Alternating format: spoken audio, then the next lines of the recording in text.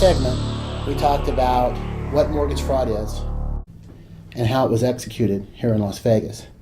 Now, I'd like to kind of hit on a little bit of the effects of mortgage fraud. In your opinion, what's happening out there? Well, there's a lot of negative effects. The values of the homes are dropping, plummeting. Some neighborhoods, they've already dropped 50%, 40, 50%. I can take you to a house that's happened to later on.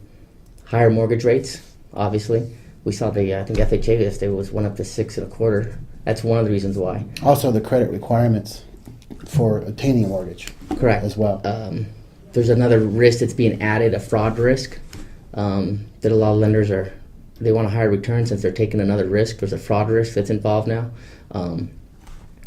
Also with, you're seeing this credit crunch, one of the reasons why is because these lenders have lent on properties that were like $800,000. They can only sell for $380,000, $400,000, whatever.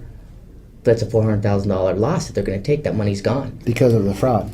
Right, so they have to keep this extra money in reserves to cover that. So they can't lend money out, and that's one of the reasons why we have this credit crunch. There's no money to lend. There's a lot less money to lend now than there was a year ago because of this spread that's happening. And not only the loss to the banks, the loss to the individual homeowners. We touched on it a little bit in part one about the person that bought in a nice neighborhood, maybe a brand new house, never been lived in, that was valued at $700,000, $750,000, that now he's living in a $450,000 house because of the cash back that the LLCs were getting back when they were doing these multiple fraudulent loans. Correct. One of the houses we go to, the people that bought legit saw these comps at $700,000, $720,000. What they did not see is the $200,000 going back. Therefore, they purchased a house at $700,000.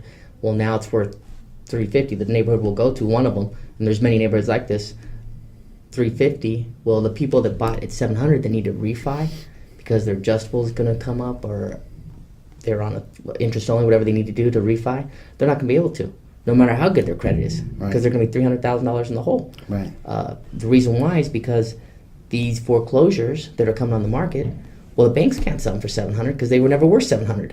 So now the banks are selling them for less than what that actually cost to build